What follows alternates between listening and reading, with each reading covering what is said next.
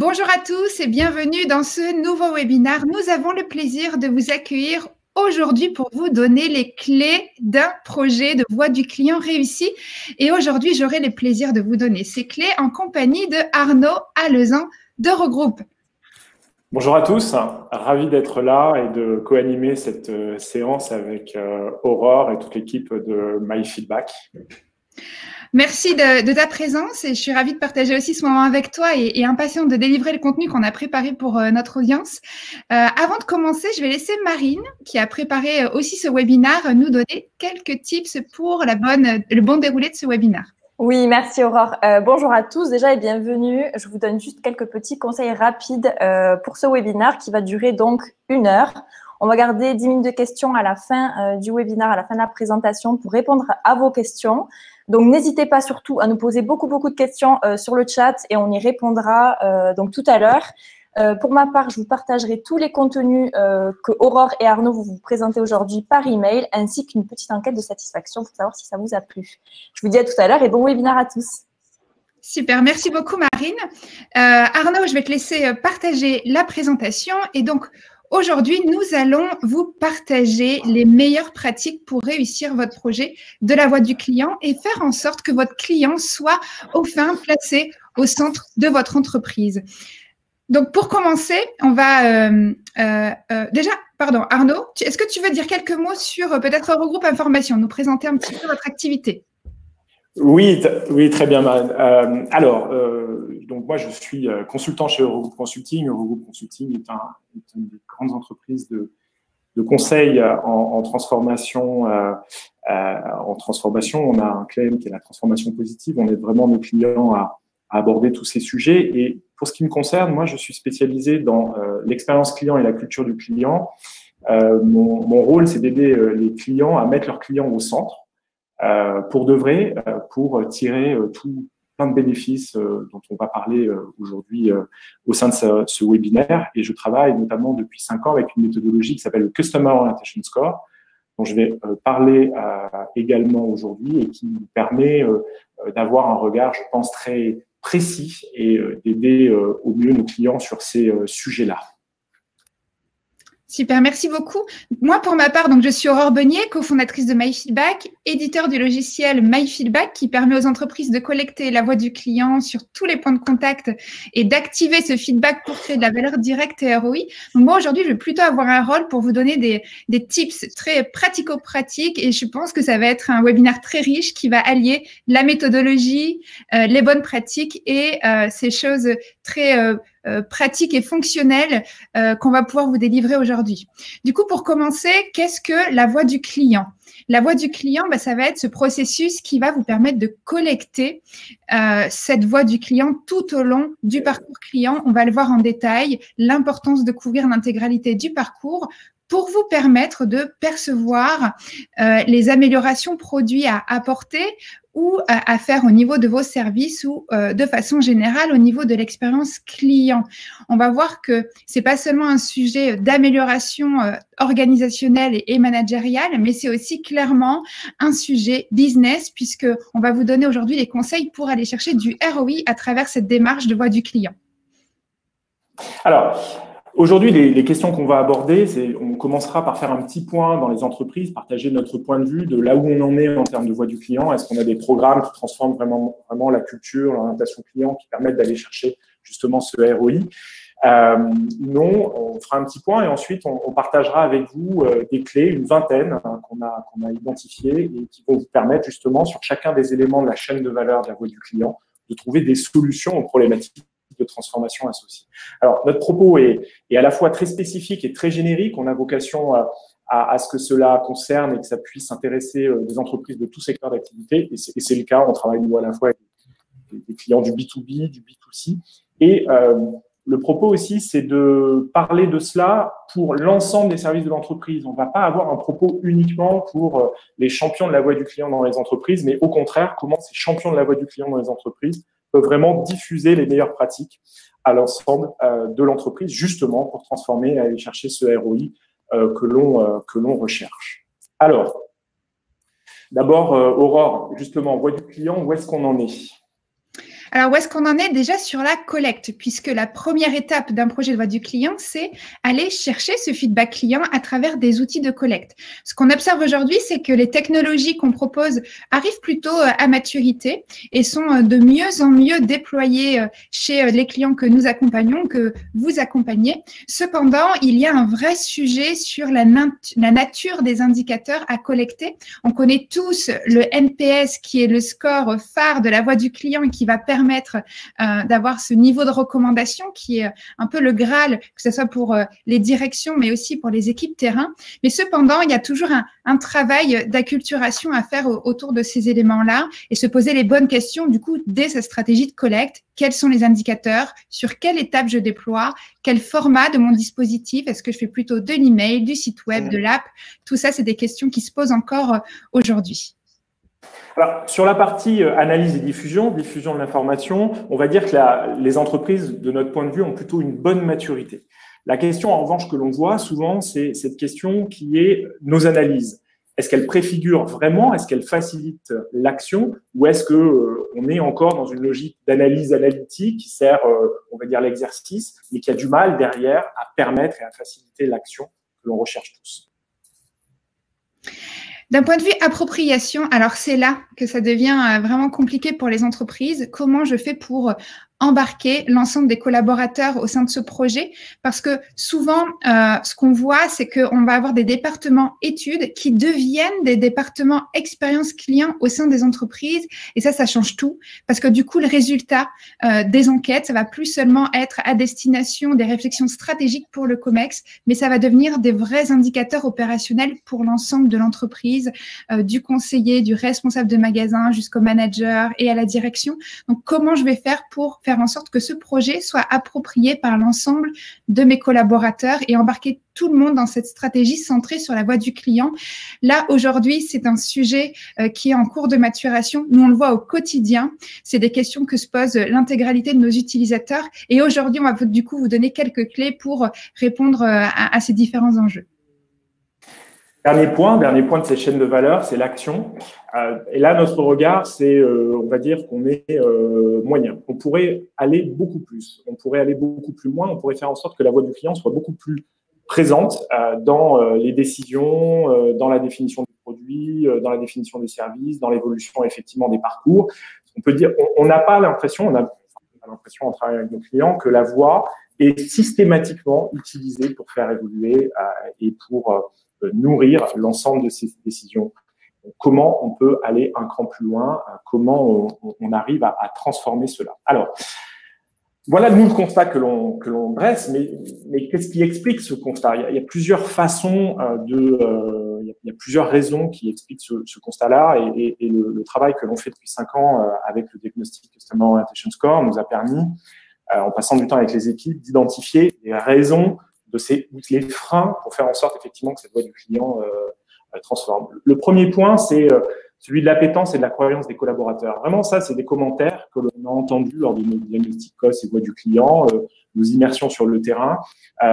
Si vous voulez aller plus loin, il va falloir vous confronter à ça. Alors, quelles sont ces appétences et ces croyances? Beaucoup de collaborateurs pensent qu'il faut satisfaire le client est opposé avec la réduction.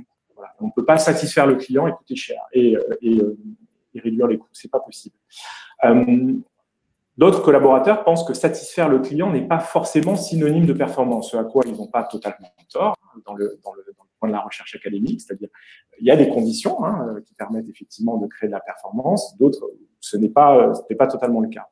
Mais cette croyance est là, et du coup, vu qu'on estime que ce n'est pas un enjeu prioritaire, un investissement prioritaire, eh bien, on ne va pas mettre les feux sur ce sujet-là. Autre point important, le point de vue du client n'est pas la vérité. Souvent, on est confronté à ça, des collaborateurs qui nous disent mais le client a dit ça, mais c'est pas la vérité. Moi, j'ai la vérité, le client ne l'a pas. Quand on est dans une démarche voix du client, on estime que la vérité elle est plutôt effectivement du côté des clients, ou en tout cas, on essaie de faire un équilibre autour de ça. Autre point, on a appelé ça la préoccupation et les compétences voix du client. On reviendra sur ce point là-dessus parce que c'est très important. Qui connaît ce qu'est un NPS? Qui connaît ce que c'est un CSAT, un CSAT? Alors c'est vrai, là on est entre spécialistes, donc on connaît cette définition-là, mais finalement si on la rapporte à l'ensemble de l'entreprise et des collaborateurs de l'entreprise qui maîtrisent complètement ces concepts. Et surtout les maîtrisent pas pour les maîtriser, mais pour les utiliser au quotidien. Il y a des enjeux autour de ça, on l'a vu, on va essayer de donner quelques clés là-dessus. J'ai oublié mes codes d'accès à la plateforme Voix du client. Alors, ça peut vous faire rire, mais c'est une situation que j'ai vécue vraiment sur le terrain. Et qui montre quelque part la place de l'ensemble des dispositifs Voix du client de manière très opérationnelle dans les équipes opérationnelles, soit en contact du client, front office, ou plutôt en middle ou en back office. L'orientation client de l'organisation peut gêner justement la diffusion de la voix du client également. Je n'ai pas le temps. Je n'ai pas le temps de diffuser la voix du client. Je n'ai pas le temps de m'occuper de la voix du client. C'est difficile de s'intéresser aux clients dans cette organisation. Je sais que c'est important, mais je suis le seul à m'en occuper. Et enfin, un dernier point, une dernière origine de ces freins par rapport à la voix du client, c'est ce qu'on pourrait appeler le silotage de la préoccupation, c'est-à-dire cette croyance qui fait croire justement que la voix du client, c'est une affaire de spécialiste et ça doit rester une affaire de spécialiste. Ce qu'on va voir dans la suite du webinaire, c'est qu'il faut désiloter tout cela. Alors, c'est dommage parce que la voix du client, c'est un investissement à fort ROI. Qu'est-ce que tu peux nous dire, Aurore, là-dessus? Voilà. Tout à fait. On a fait le constat en termes d'organisation et des freins du coup qu'on peut trouver en interne. Mais ce qu'il faut toujours avoir en tête, c'est que la voix du client, c'est aussi un levier business incroyable. Quelques chiffres d'une étude qu'on va vous partager dans le chat directement. Par exemple, c'est 55%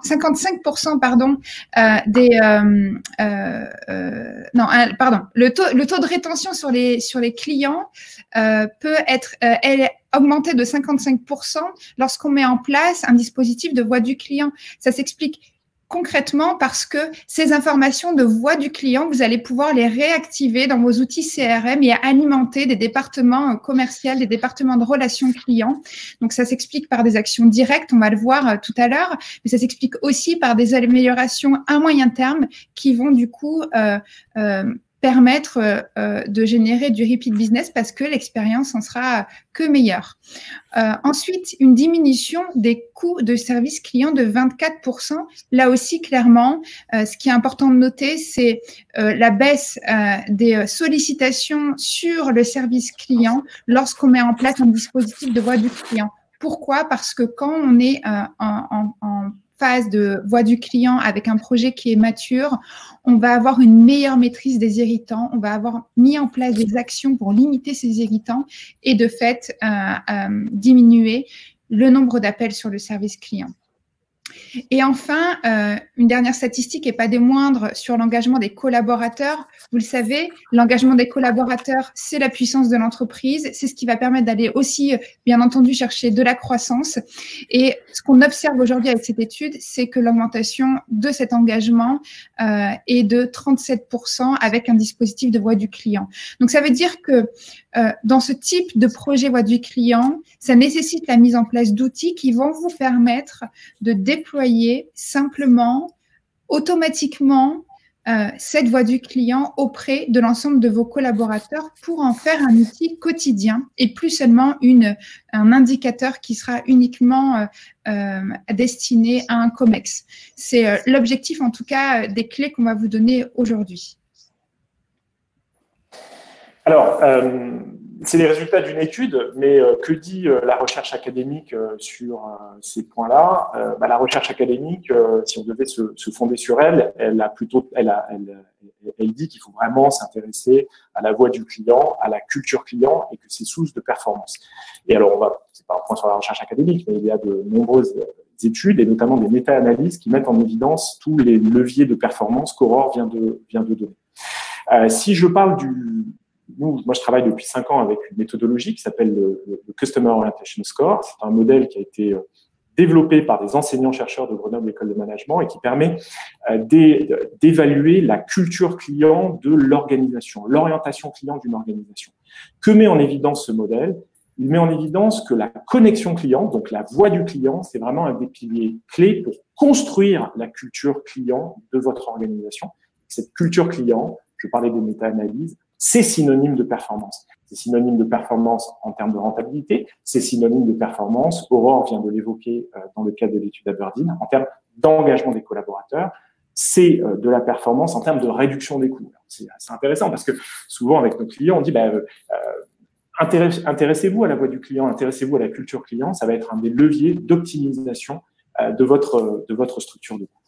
Si je parle du modèle Customer Orientation Score, que je viens de nommer très rapidement, c'est un outil très puissant, vraiment à la base, moi, depuis 5 ans de notre pratique, et qui se présente en fait sous la forme d'un questionnaire auquel les collaborateurs de votre entreprise vont répondre, et qui va vraiment permettre de faire 2 choses. Un diagnostic excessivement précis de la culture client, notamment grâce à un benchmark de plus de 40 000 réponses et 120 entreprises. Ça veut dire qu'on sera on est en capacité de positionner les problématiques de culture client sur l'ensemble des leviers. Il y en a 80, l'ensemble des leviers, dont la voix du client et la relation client. Et puis, deuxième point, en ayant ce diagnostic excessivement précis, on va pouvoir bâtir des plans d'action réellement transformants, à la fois donc sur l'impulsion stratégique, la connexion client, c'est-à-dire la voix du client, l'autonomie, la responsabilité, mais aussi l'orientation client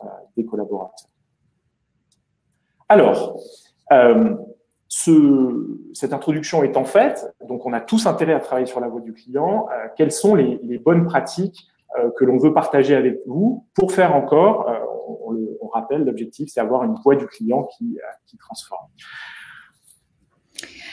Alors, du coup, ces bonnes pratiques qu'on a travaillées et qu'on vous délivre aujourd'hui, il y en a pas mal, il y en a 20. On va essayer d'être concis, efficace sur chacune d'elles.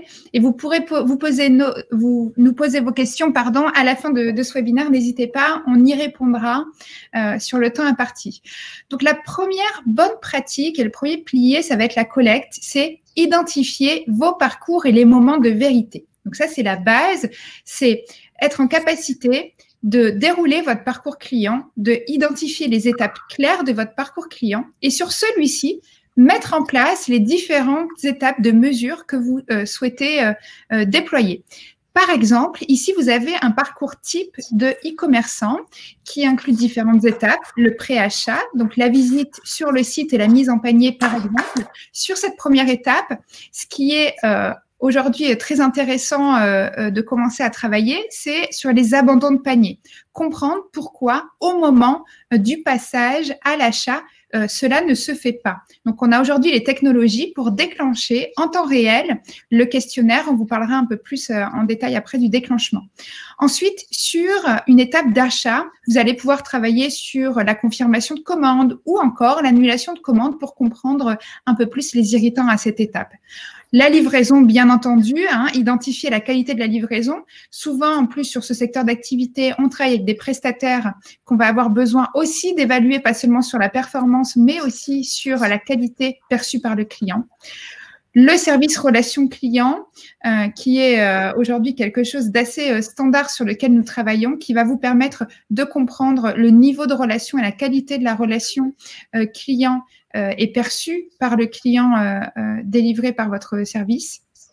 Et enfin, ne pas oublier les étapes aussi de rétention sur lesquelles vous allez pouvoir travailler pour réactiver votre client à travers des questionnaires pour comprendre ce qui peut générer du réachat ou réactiver des clients inactifs comme on le voit parfois aujourd'hui. Voilà un exemple de cartographie du parcours client. L'objectif ici, c'est de ne pas tout couvrir d'un coup, mais vraiment d'y aller étape par étape, sélectionner les étapes les plus importantes et ensuite avancer pas à pas sur le déploiement de vos différents questionnaires.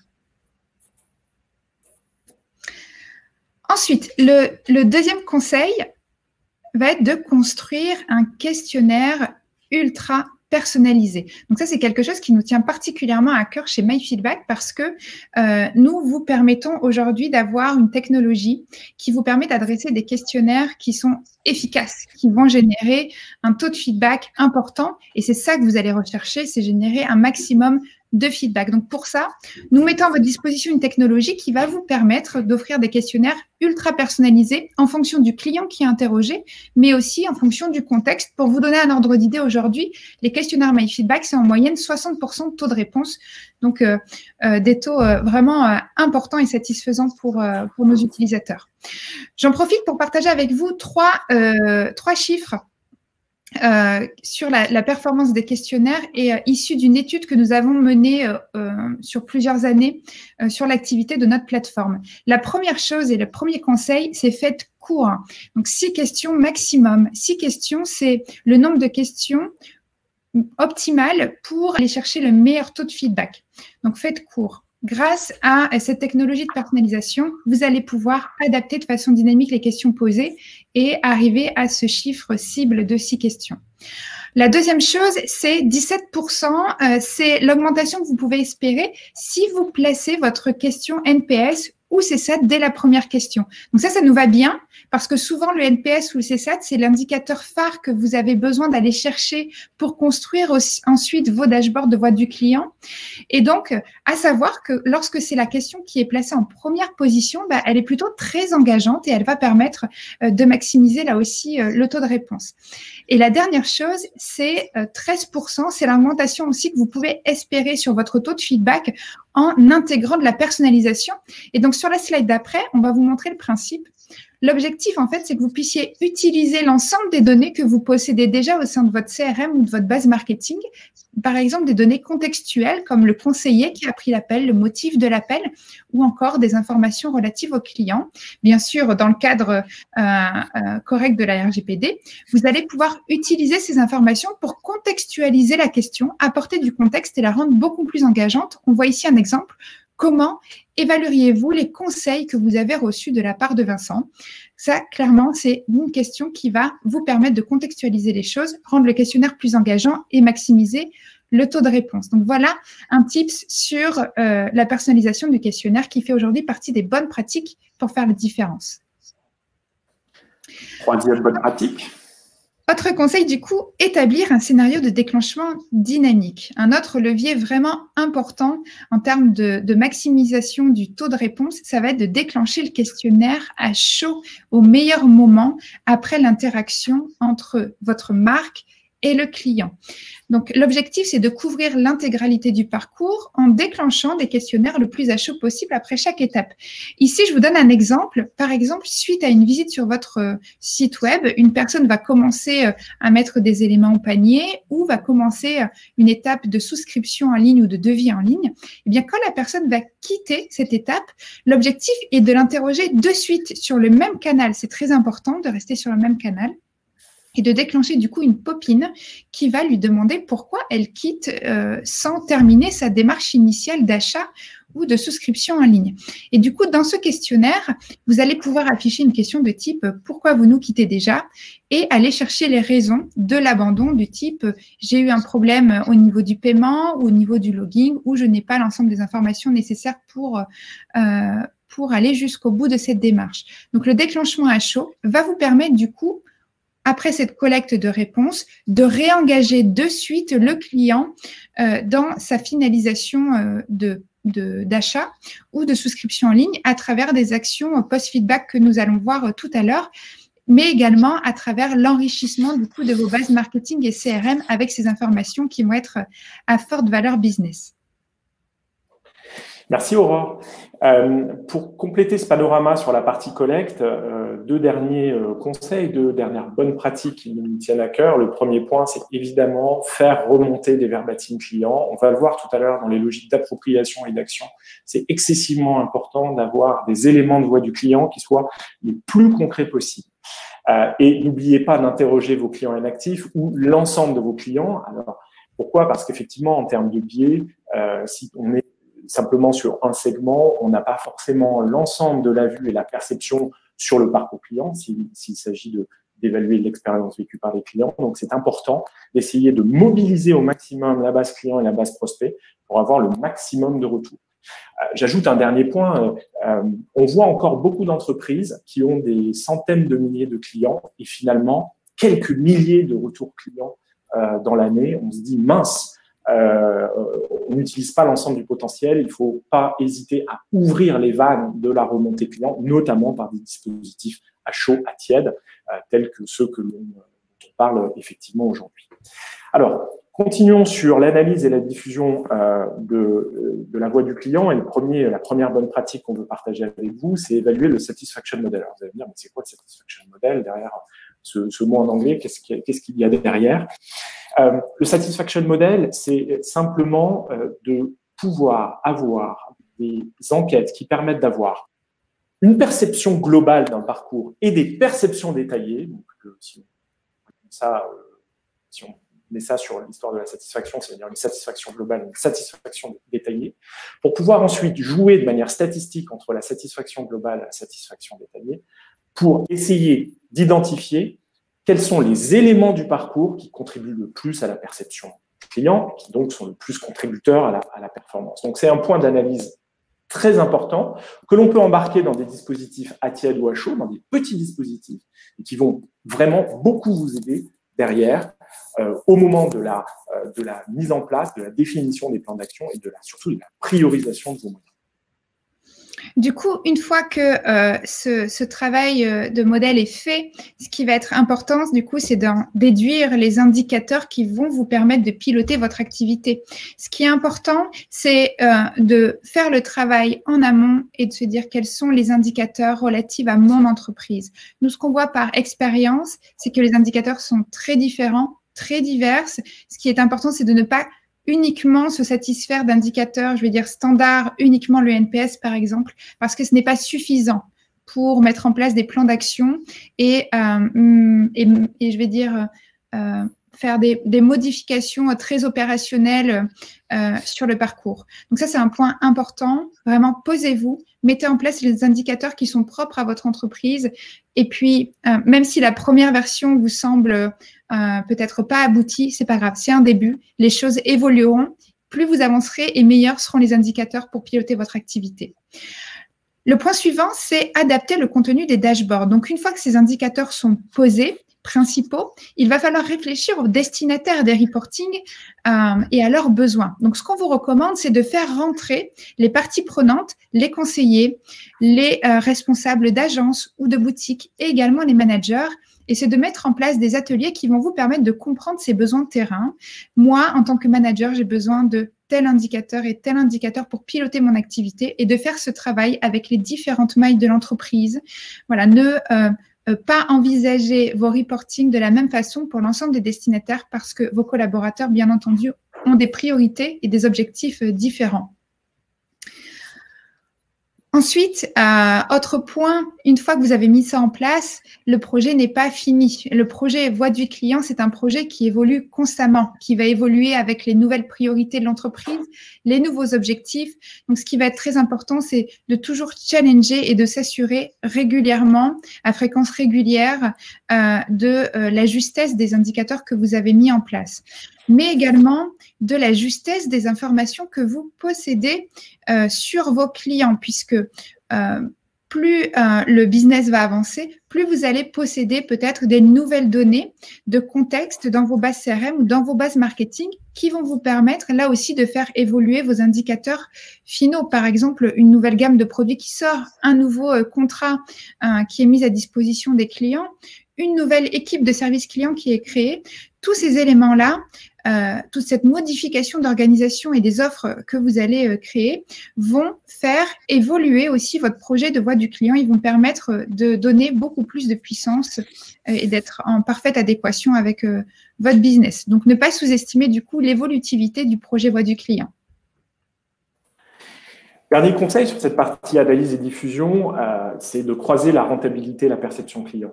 Votre outil de gestion de la voix du client ne doit pas être un outil déconnecté de vos applis métiers.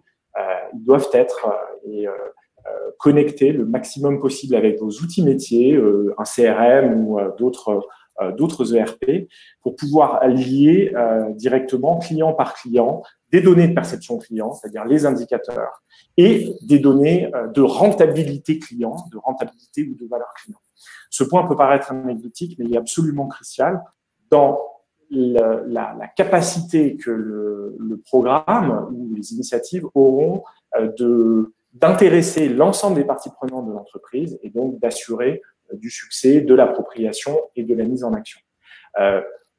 Avec l'expérience, on voit bien que les oreilles sont plus ouvertes, on nous écoute beaucoup plus si on est en capacité de dire accroître un point de satisfaction sur tel segment de client va générer tant de valeur, tant de chiffre d'affaires ou de rentabilité complémentaire.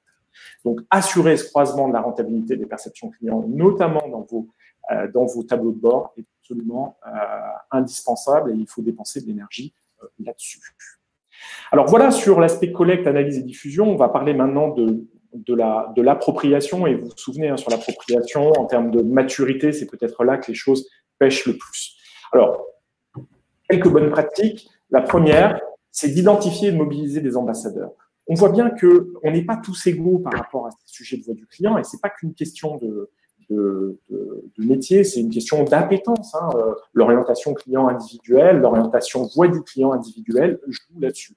Dans les populations que vous voulez adresser à l'intérieur de vos entreprises, il y a des personnes qui sont plus appétentes, plus performantes en termes de voix du client aussi, peut-être parce qu'elles ont des NPS ou des indicateurs de satisfaction client plus élevés. C'est un point de cartographie hyper important. Et ensuite, il ne faut pas hésiter justement à capitaliser sur ces ambassadeurs. De nombreuses entreprises le font, et notamment les entreprises qui sont assez en avance dans la diffusion, le partage et l'utilisation de la voix du client. Donc, d'identifier des ambassadeurs qui vont être en capacité derrière de relayer, d'être des rôles modèles, d'avoir de l'exemplarité pour faire en sorte que le plus grand nombre de personnes à l'intérieur de votre entreprise, on parle bien de l'ensemble des collaborateurs et du management, s'intéressent à cette voix du client pour se l'approprier et pour l'utiliser. Vous comprendrez du coup que la 12e bonne pratique et le 12e conseil que l'on vous donne, c'est de former à la voix du client.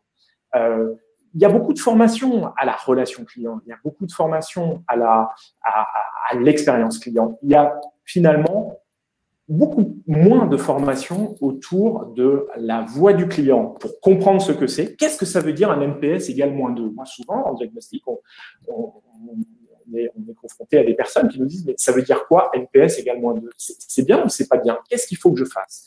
Donc, il faut imaginer des modules pour pouvoir partager et faire en sorte que cette voix du client, comme on l'a noté tout à l'heure de manière un petit peu cabotine, ne soit plus une langue étrangère, ou soit plutôt une langue parlée par le maximum de personnes en front, donc au contact des clients, mais aussi un peu plus éloignés, les collaborateurs qui sont un peu plus éloignés du traitement des clients directement.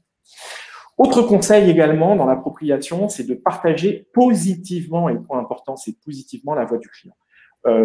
Souvent, quand on se met du côté des équipes et qu'on voit la manière dont ils utilisent les données de voix du client sur des enquêtes à chaud, par exemple, mais plutôt à chaud, on va dire, il y a une logique d'évaluation-sanction. J'ai bien fait ou j'ai pas bien fait. Souvent, en plus, c'est des retours qui sont personnels, qui sont individuels, et c'est bien. C'est bien d'avoir des retours individuels, parce que c'est ça qui permet d'enclencher l'amélioration continue. Mais justement, pour améliorer l'amélioration continue individuelle et collective, il faut créer des conditions pour faire en sorte que cette voix du client par un collaborateur, par exemple dans un service client, ne soit pas vécue comme une sanction, mais plutôt vécue comme quelque chose qui peut apporter et qui permet d'améliorer la pratique, de s'améliorer, de travailler dans de meilleures conditions. Donc, il faut arriver à créer des conditions pour partager de manière positive la voix du client. Certaines entreprises, j'ai en tête Maïf, qui va, alors là on parle de partage collectif, va faire des petits déjeuners de la relation sociétaire. Donc on est on est en dehors des heures de travail, enfin en dehors des projets, on va partager de manière assez simple sur les résultats de la dernière enquête, y mettre du sens, faire en sorte que les gens la partagent, donnent leur avis, échangent et créent quelque chose. Donc partager positivement la voix du client. Partager positivement la voix du client ne nous empêche pas et ne doit pas nous empêcher de travailler sur l'intégration, on va dire, de la voix du client dans les routines managériales. On se rend compte aujourd'hui qu'un des freins, c'est que peu d'entreprises, finalement, ont intégré dans les métiers, et le point important, c'est dans les métiers et dans les routines des métiers, l'utilisation de cette donnée qui est la voix du client. Et c'est quelque chose à partager, à travailler. Alors, on vous a mis, on peut partager avec vous peut-être quelques bonnes pratiques, quelques bonnes pratiques, quelques idées qu'on a pu nous pousser chez un certain nombre de nos clients avec lesquels on a œuvré sur ces sujets. Alors, par exemple, au quotidien, on se met dans une posture d'équipe opérationnelle. Ça peut être des équipes de front, mais ça peut être des équipes un peu plus éloignées du client, un peu plus éloignées du client, donc celles que j'appelle de middle office ou back office. Vous pouvez faire, par exemple, en réunion hebdomadaire, une petite séquence qui s'appelle « Et si j'étais client ?» qui va amener l'équipe, individuellement et collectivement, à évaluer sa performance client de la semaine précédente. Ce qu'on appelle performance client, c'est pas la performance de vente, c'est la performance de satisfaction client. Qu'est-ce qui s'est passé? Quelles ont été les grosses problématiques individuelles et collectives ou système pour pouvoir traiter les clients? Deuxième point, l'accompagnement individualisé entre managers et collaborateurs. Pour nous, c'est absolument essentiel. Et on voit bien que ça pose différentes questions. Ça pose l'acculturation des managers à la voix du client. Donc, c'est un lien avec ce qu'on évoquait tout à l'heure sur la formation à la voix du client. Être capable de maîtriser ces grands indicateurs, le NPS, comprendre la représentativité potentielle ou non des verbatims, travailler avec les verbatims, pour pouvoir justement faire en sorte que le manager direct retranscrive ces informations à son collaborateur et le coach, dans une logique de manager-coach au quotidien pour le faire grandir sur ces sujets-là. Évaluation et reconnaissance, évidemment célébrer et valoriser les succès, qu'ils soient individuels ou collectifs, qu'on soit en B2B ou soit en B2C. Donner du temps à la voix du client, c'est-à-dire inscrire dans les fiches de poste le temps passé sur le partage et l'appropriation de la voix du client pour sacraliser, instaurer complètement ces temps dans le quotidien des équipes.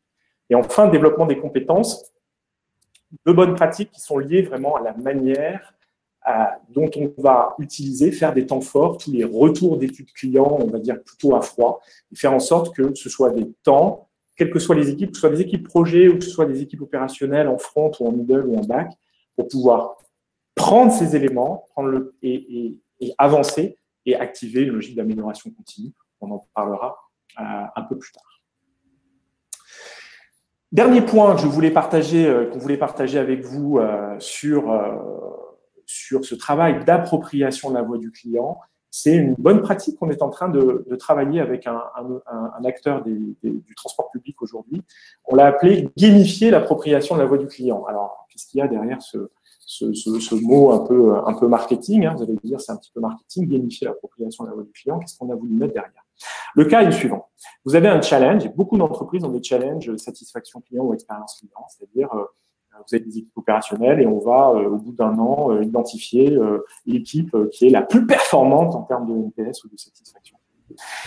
On est en train, nous, de retravailler le challenge pour mettre de la place, donner de la place à des pratiques de partage de la voix du client et d'impulsion managériale autour de la voix du client. Donc, si l'année dernière, dans le challenge, il y avait 100% de la note qui dépendait d'une performance satisfaction client et expérience client, là, on est en train de revoir les choses pour faire en sorte qu'il y ait 70% liés à la performance, mais 30% liés pour récompenser les équipes opérationnelles qui vont le plus mettre en place des logiques de partage de la voix du client, d'autonomisation des collaborateurs, pour travailler beaucoup plus sur la culture client, l'orientation client, que la performance pure.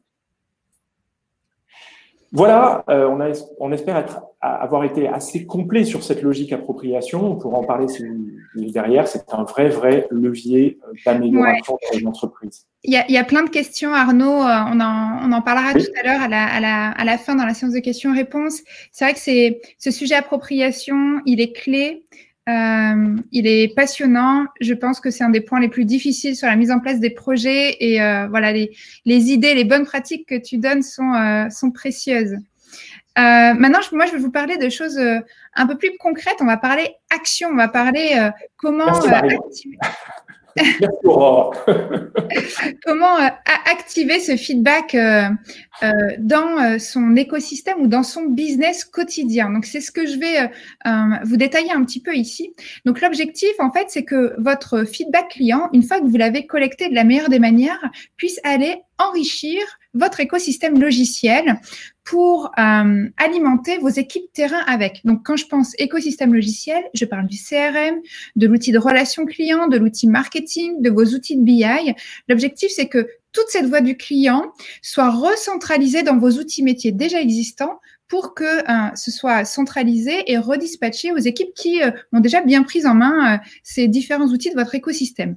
Donc, par exemple, ici, si on prend le cas de l'indicateur phare qui est la note NPS, donc cette note NPS qu'on va collecter sous la forme « Recommanderiez-vous notre marque à votre entourage sur une échelle de 0 à 10 ?» va vous permettre d'identifier les détracteurs de votre marque, les promoteurs de votre marque ou encore les personnes plutôt passives, neutres, qui se trouvent entre 7 et 8, qui sont aussi une population, bien entendu, à travailler.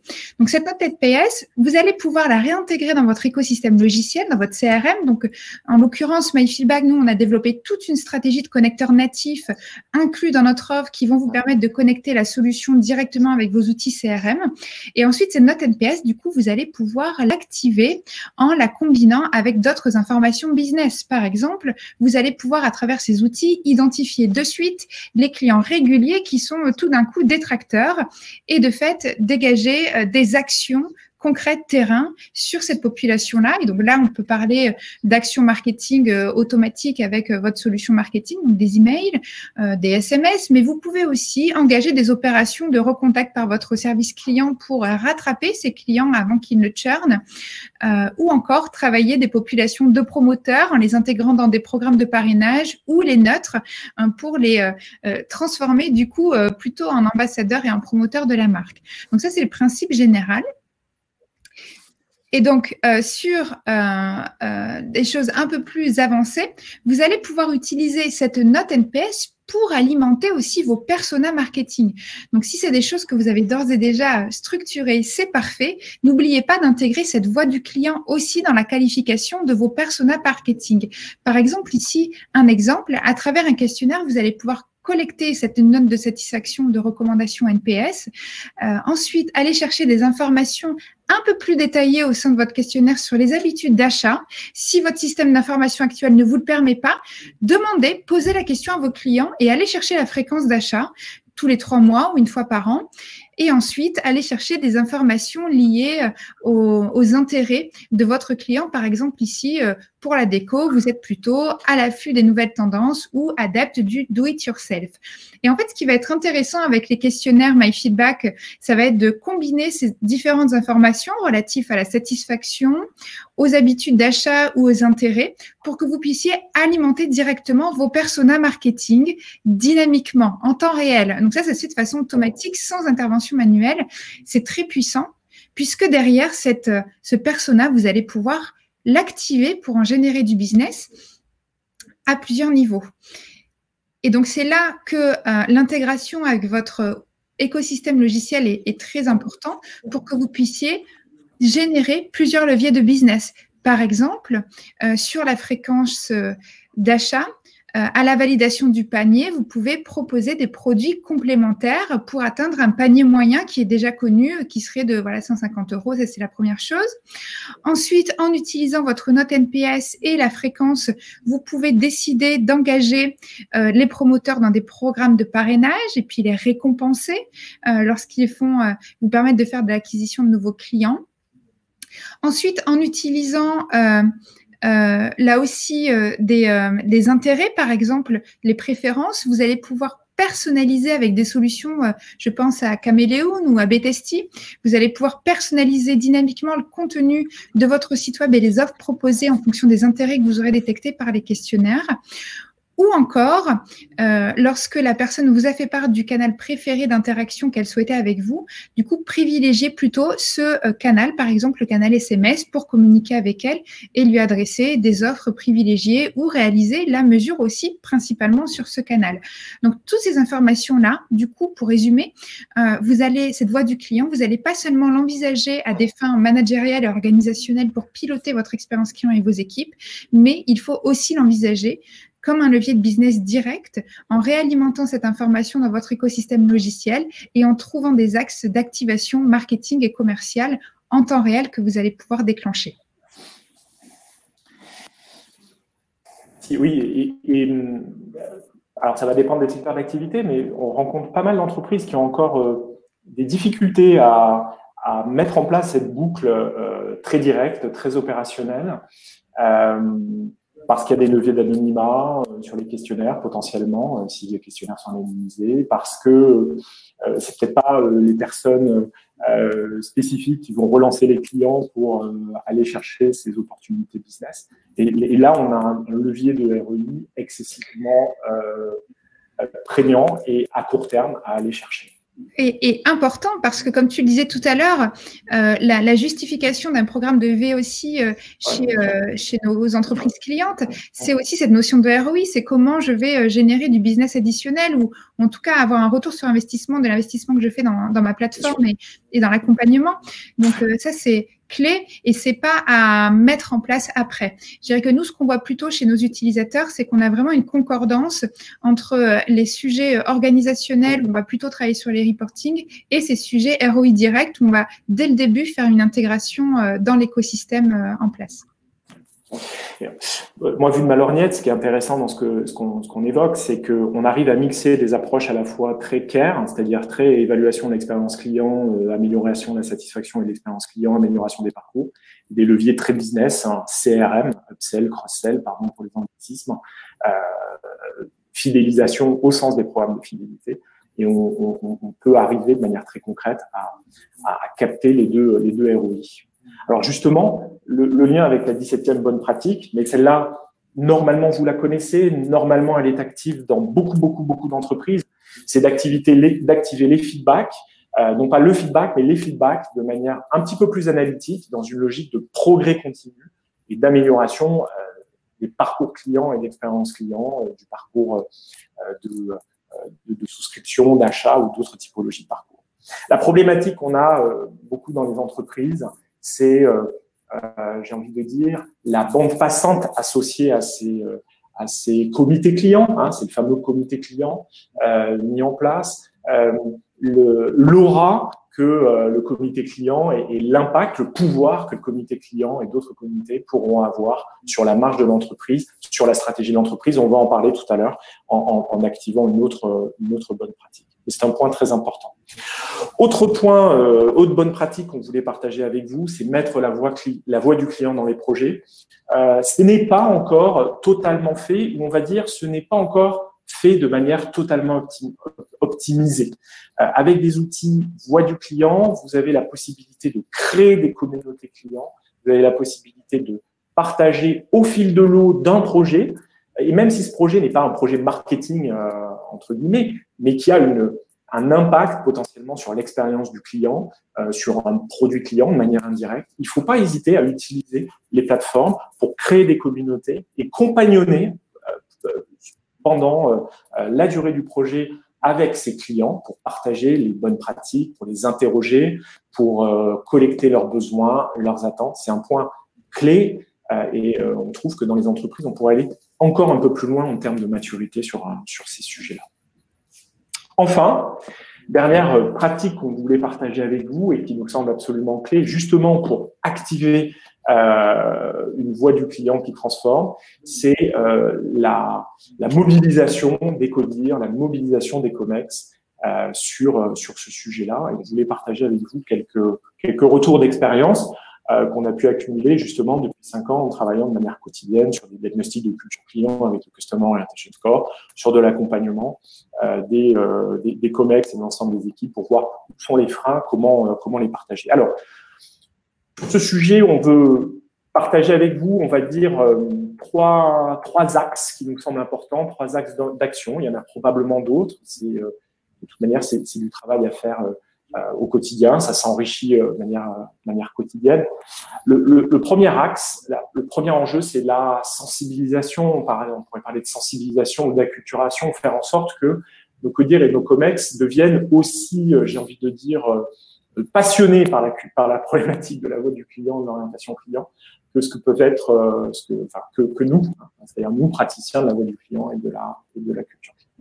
Il y a 2 points qui nous semblent vraiment importants. Il faut travailler sur l'acculturation du COMEX et du CODIR. Non pas, je ne dis pas que les COMEX et les CODIR ne sont absolument pas acculturés clients, c'est pas du tout vrai. Dans les diagnostics COS qu'on a pu mettre jusqu'à présent, on a vu des scores d'orientation client spontanés des CODIR très très élevés, c'est-à-dire à plus de 100, et des scores d'orientation client spontanés des CODIR très faibles, c'est-à-dire inférieurs. Et ce sujet-là de l'acculturation du COMEX, de la sensibilisation continue du COMEX, il est absolument essentiel, justement pour gagner, on va dire, de la bande passante sur ces sujets-là. Alors, comment on s'y prend? Alors, j'ai envie de dire, premier point, le partage de la voix du client 2.0. Alors, à titre perso, je n'utilise pas du tout ces acronymes 2.0, que je trouve un petit peu ridicules. Mais là, pardonnez-moi, j'ai utilisé le 2.0. Pourquoi? Alors, pourquoi j'ai utilisé cet acronyme-là? Parce que il faut faire attention dans beaucoup d'entreprises, alors ça va dépendre des secteurs, mais le COMEX peut avoir des informations de voix du client plutôt à froid, très issues d'une approche qualité produite et non qualité perçue, et comprendre que c'est la voix du client, c'est-à-dire c'est la perception du client. Alors donc, il faut faire attention, justement en ayant de la voix du client à chaud, en ayant de la voix du client post-parcours, de partager ces éléments-là. C'est un point d'acculturation. Deuxième point, lien perception-performance est absolument essentiel. Si on veut que l'ensemble de la communauté de l'entreprise se préoccupe de voix du client, il faut montrer, il faut démontrer, on le dit souvent à nos clients, il faut démontrer le lien spécifique dans l'entreprise de la performance, du lien entre la perception et la performance, y compris la réduction de coûts, L'approche benchmark, qui est hyper importante, ça c'est peut-être pas la plus satisfaisante, mais c'est souvent la plus efficace en disant, regardez, telle entreprise fait ça, nous devrions faire la même chose. Les retours et témoignages, bien évidemment, les retours et les témoignages inspirationnels, et la factualisation aussi du niveau d'orientation client et des pratiques par un diagnostic de type COS. Ça, c'est le premier point. Le deuxième point, je vais dire, il est encore plus essentiel. C'est pas parce que vous faites tout ça qu'il va y avoir un changement. Donc, il faut arriver à provoquer un moment d'inflexion. On appelle un moment d'inflexion. C'est quoi ce moment d'inflexion? C'est le moment dans lequel le top management va avoir de manière collective une conviction que si on donne un peu plus de place à la voix du client ou à l'orientation client, ça va nous permettre d'être plus performants, plus rapidement et surtout avec un effort maîtrisé. Voilà, il y a ces trois éléments. Mettre plus de voix du client, être plus performant avec un effort maîtrisé. C'est de la logique de changement, hein, c'est du change, mais ce point-là est absolument essentiel. Je me souviens, un de nos clients, patron d'une banque, nous dire « je vais avoir besoin de mettre de l'énergie cinétique ». Je vais avoir besoin de mettre de l'énergie cinétique. Donc, on est dans ces questions-là d'inflexion, de changement. Donc, est-ce que c'est normal qu'on se pose la question, est-ce que le jeu en vaut la chandelle? Donc, il faut arriver à créer ces conditions pour montrer que le jeu en vaut la chandelle. Les points de vigilance là-dessus, il y en a deux. Donc, il faudrait mettre un S. Quand on parle d'acculturation, alors souvent, on va dire on va faire la minute client, ce genre de choses. Attention, ce qui est important, c'est pas tant la quantité de choses qui est pratiquée par le COMEX, mais plus l'intention associée. Des minutes clients qui ne contribuent pas à la diffusion de la voix du client ont pas ou peu d'intérêt.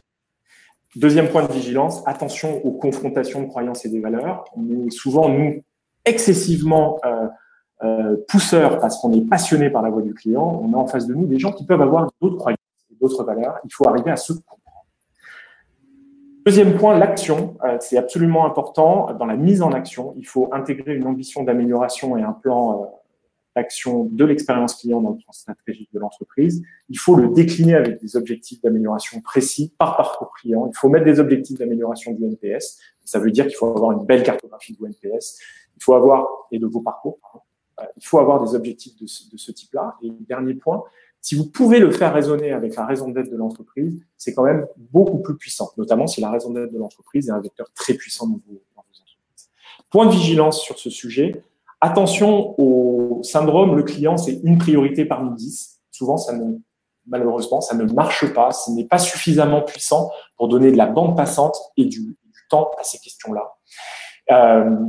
Et puis, le silotage entre, on en a parlé jusqu'à présent, l'expérience client et la performance économique. Et enfin, dernier point, et je terminerai là-dessus, 11h54, on pourra partager vos réponses, ces notions de pilotage. Une fois qu'on s'est mis en action, il y a une notion de pilotage qui est excessivement important. Il faut, et c'est un travail, définir des tableaux de bord de l'expérience client et de l'orientation client autour de vos parcours clients, avec des données de perception client, avec en miroir des données d'engagement de vos collaborateurs, avec en miroir la maturité, l'avancée de vos projets inscrits dans le plan stratégique de l'entreprise et sur la partie roadmap de votre plan stratégique. C'est des éléments et définir les routines de partage du tableau de bord au sein de vos entreprises. C'est ça qui va permettre de soutenir l'effort dans la durée, et on a besoin d'efforts dans la durée pour transformer les éléments. Donc voilà ce que nous voulions plus spécifiquement partager avec vous sur cette partie, faire du COMEX une partie prenante. Et donc nous arrivons à la fin de notre propos, et on espère que ces 20 bonnes pratiques vous ont intéressé et surtout vous aident et vont vous aider. Super, merci beaucoup. C'était passionnant, Arnaud. Je pense, plein de réponses à des questions que notre audience se pose aujourd'hui. Mais pas que, parce qu'il y a eu pas mal de questions pendant notre intervention. Du coup, Marine, je te laisse animer cette partie de questions. Donc, la première. Oui, vas-y, Marine. Oui, Aurore, je vais vous lire les questions, ce sera peut-être plus simple parce qu'effectivement, il y en a eu beaucoup.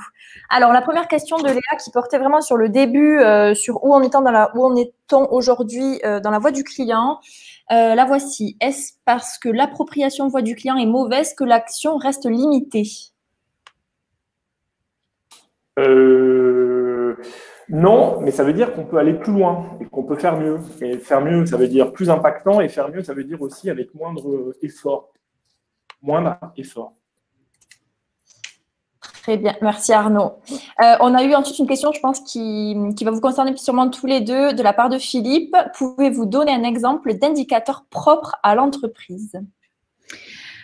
Alors, nous, pour notre part, ce qu'on peut voir côté MyFeedback en termes d'indicateurs, c'est que généralement, les indicateurs vont tourner autour d'échelles de notation que vous connaissez tous plus ou moins, sur des échelles de 0 à 10, des échelles de 4 ou 5 étoiles.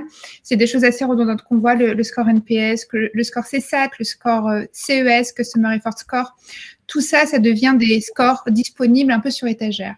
Par contre, là où c'est très important d'apporter une vision contextuelle, c'est de rendre ces indicateurs opérationnels. Par exemple, une note NPS, si on prend cet exemple-là, n'a finalement du sens pour l'opérationnel que si elle est mise en perspective avec des données métiers. Par exemple, de mettre en perspective la note NPS par le collaborateur qui a pris l'appel, ou par le motif de l'appel initial, ou encore de mettre en perspective la note NPS avec d'autres échelles de notation qui ont évalué d'autres items, et ainsi voir l'impact de ces niveaux de satisfaction sur la note de recommandation globale.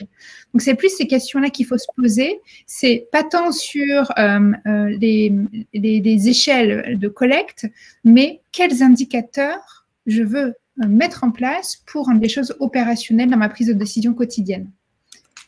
Je ne sais pas, Arnaud, si du coup, toi, de ton côté, tu as des exemples peut-être d'indicateurs à partager.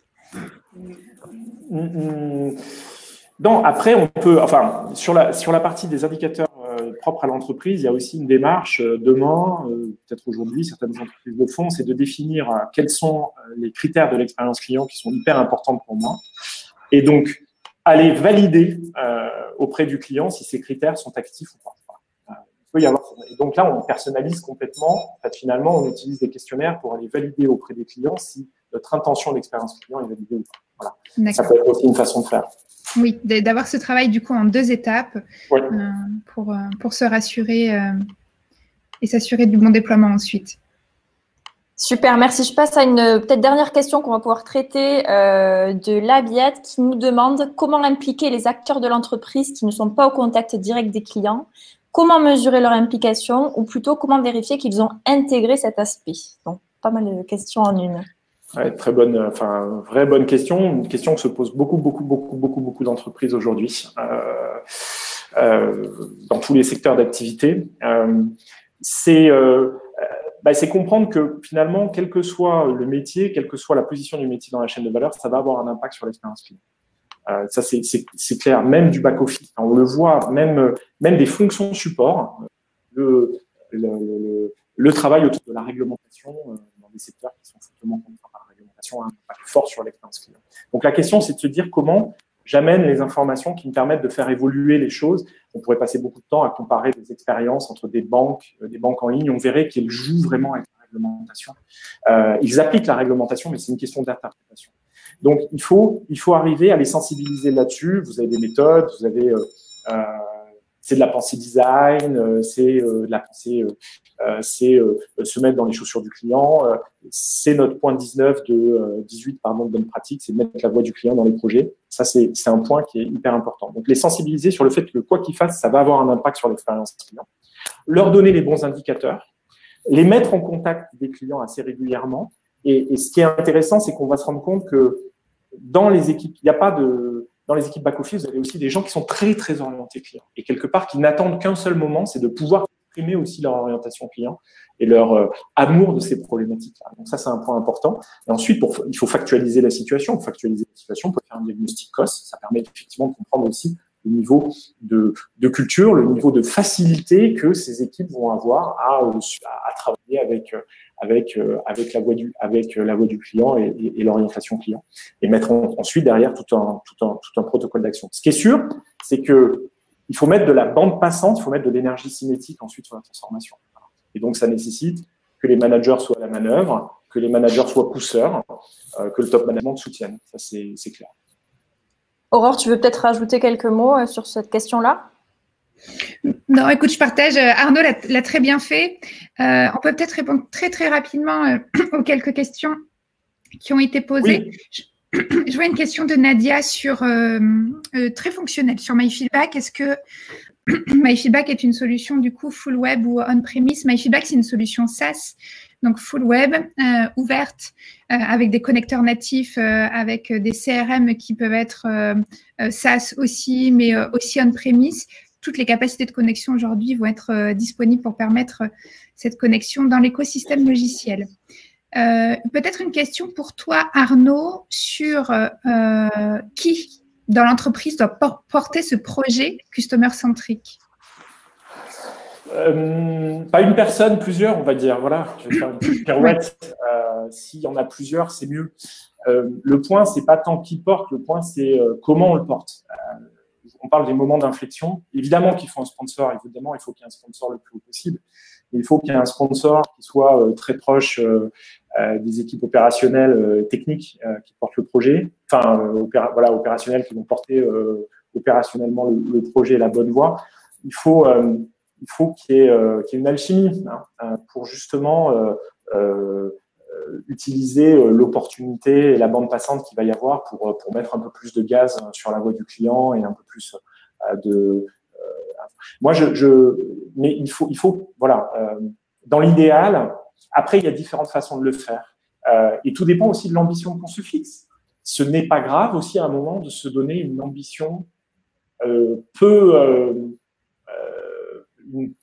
une faible ambition. Mais il faut prendre le sujet dans le bon sens. Et je veux dire, nous, praticiens au quotidien de ces sujets-là et complètement qui sommes très passionnés par ces questions-là, il faut aussi qu'on apprenne à accompagner nos clients à fixer les bons niveaux d'ambition par rapport à les aider à fixer les bons niveaux d'ambition qui vont permettre de transformer aussi un petit peu. Ensuite, si idéalement vous avez un grand patron qui en veut fortement, qui écrit sur LinkedIn là-dessus, il y a eu la semaine dernière un grand patron qui a parlé de la voix du client sur un post LinkedIn et de l'importance de l'orientation client. Si on est dans ces configurations-là, évidemment, ça va être, on va pouvoir aller plus vite, plus loin, plus facilement. Ouais. Mais ça va dépendre des cas. Oui, et je crois que c'est très intéressant ton discours sur l'ambition. Je crois qu'on peut détendre tout le monde. On a l'habitude de travailler avec des grands groupes au quotidien. Et aujourd'hui, vraiment, le principal, c'est de prendre les choses dans le bon sens, comme tu le dis, étape par étape, et de faire grandir le projet avec une organisation qui va être maîtriser et valider les étapes petit à petit, parce que voilà, on en a vu des projets un peu trop ambitieux qui finalement ont tapé un petit peu à côté. Donc voilà, doucement mais sûrement avancer sur ces nouvelles problématiques qui sont évidentes pour personne et nouvelles souvent. Une autre question de Mélina. Que pensez-vous des avis Google comme outil de la voix du client? Alors, je vais donner mon avis, puis je vais te laisser ensuite Arnaud compléter.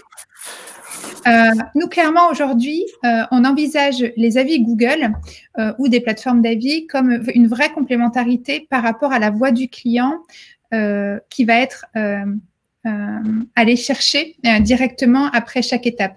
La différence, elle est importante, c'est que d'un côté, vous avez une voix du client qui va s'exprimer uniquement par certaines personnes, donc plutôt en push. De l'autre côté, vous avez les rênes. Vous avez la capacité de déclencher des questionnaires à chaud, de les faire contextualiser, de maximiser l'engagement pour aller chercher une voix du client plus exhaustive et plus complète auprès de vos clients. Donc, les deux sont complémentaires. Il ne faut pas confondre ces avis clients qui vont être un formidable levier de visibilité et notamment de référencement de votre visibilité digitale, mais ça ne suffit pas à avoir l'ensemble des indicateurs certainement dont vous avez besoin pour piloter votre entreprise et que vous allez pouvoir aller chercher avec une vraie plateforme de feedback client et un dispositif de voix du client. Tu partages, Arnaud? Oui, je partage. Parfait. Mais je pense que ce sera à l'occasion de faire un webinaire un peu plus approfondi sur le sujet parce que c'est un sujet et des questions qui sont très récurrentes chez les entreprises avec lesquelles nous travaillons. Marine, est-ce que tu as d'autres questions? Pour moi, c'est bon. C'est tout bon. On a un tout petit peu dépassé, mais… Bon. En même temps, c'était très dense. Ouais.